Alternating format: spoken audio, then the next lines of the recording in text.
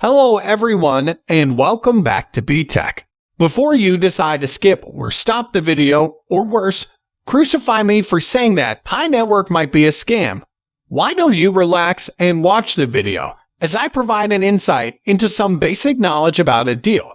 As a pointer, I would say that I am not going to be like some other people who will bring you to their video for views. I think it's only fair at this point to critically look at things from another angle.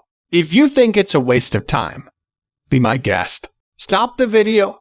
But if you believe that it's important to know the truth, or at least have some facts, then this video is for you. Guess what?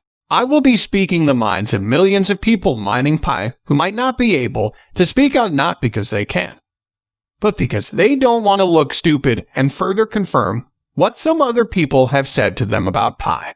So, brace yourselves, because in this video there will be no holding back. Before I forget, this video is not intended to put off Pi or belittle the project. I am mining Pi as well. So, haters, you are welcome to leave comments, real pioneers. Your comments are also welcomed and will be highly appreciated and attended to. So, if you are ready for the ride, sit back, take a cup of anything you want, and place it on my tap. Here comes the truth times. I have been getting questions and comments asking about the progress of PiNetwork.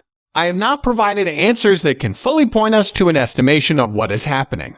Not because I couldn't, but because I needed to wait for the core team to actually kickstart. The project is projected while gathering some facts that will prove me wrong or prove that we all have not made mistakes. Or have we? Bear in mind that this video is not to discourage you, but to allow you to make well-informed decisions based on the facts provided. It is a known fact that the PiNetwork is in its third phase, having gone through the second phase known as the testnet stage. This stage was when we all got excited the most.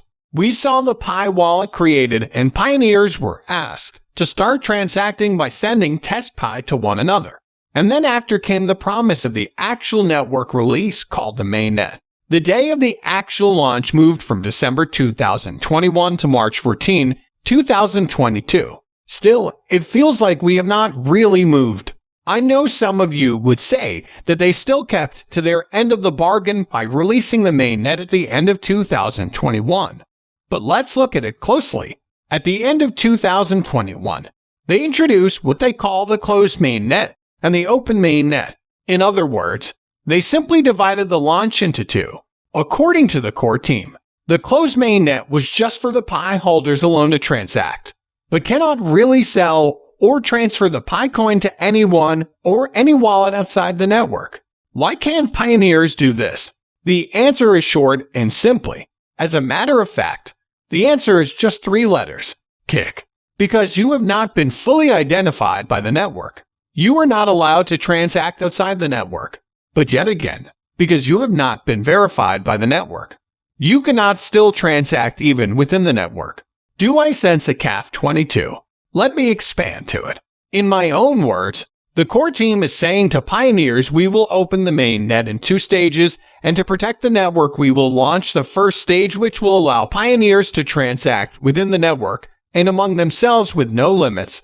But I love the word "but" it come into a sentence when you need to move things around. But you will only be able to do that if you have gone through the process of KYC. Really? That is saying that almost 85% of 33 million pioneers cannot still do anything. At the launch mainnet, 85% of 33 million is actually above 28 million pioneers. You get the catch. By the way, if you have done KYC or know someone who has done KYC, kindly leave a comment in the comment section below. This way pioneers can have more confidence that there are people out there, as claimed, that have actually done KYC in the past. I'm sure a lot of you would love to know. After the launch of the closed mainnet in December 2021, the core team kept introducing hurdles that will further limit pioneers and at the same time keep them engaged. They introduced the lockup. Wait a minute. Yes, I know this was mentioned the previous year. Here comes the but again.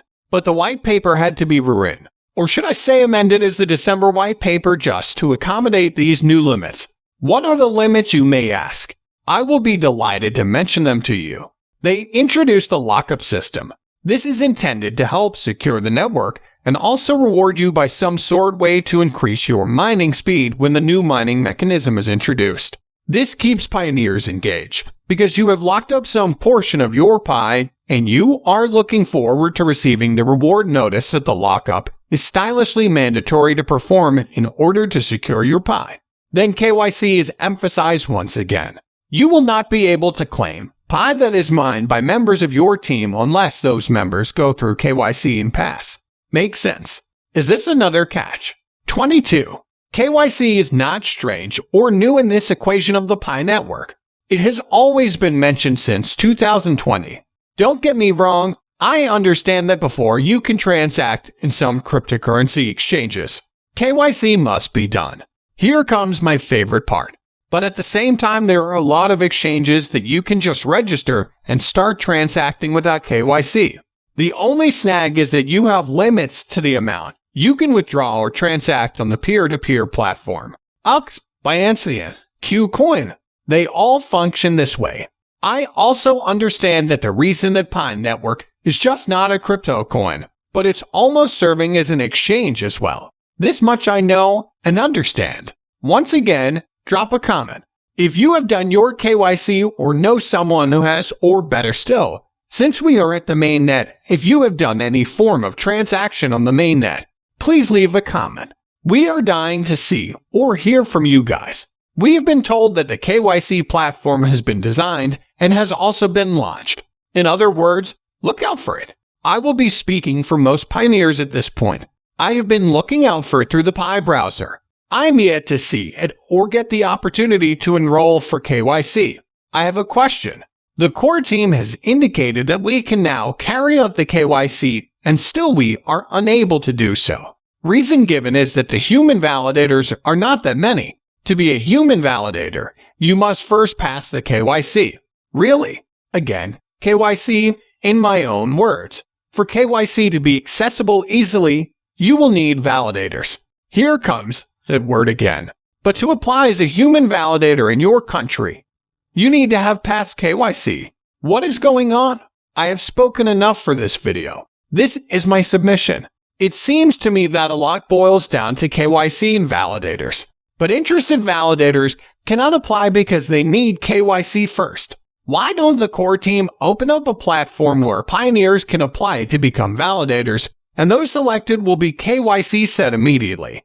Then, when a huge number of validators have been validated in all available countries, KYC can then be officially released to the entire public, knowing fully that there are enough validators to handle KYC requests in all regions. I think this method or approach should have been done long before now. Now we are being told that we can only start accessing DAP from the second quarter of the year. The more time is spent on delay, the more it's looking like the whole project is a scam. These processes can come in phases with exact, visible, and interactiveness. You get my flow. One of the most arguable reason people are calling out scam is because PiNetwork actually conducts ad mob through the Pi app. This simply means they run ads on the app and get paid for it. So, think about it. If 30 million devices at some point run ads and are paid 0.5 cents per advert, it means that the ads will generate $15 million each time. Take a deep breath and think about it. Is this what the project is all about? I'm just saying think about it. You cannot deny you have not come across any of the adverts. Yes, there's an option to disable it on your device. But what is the revenue generated used for? Where is it going to? We need answers.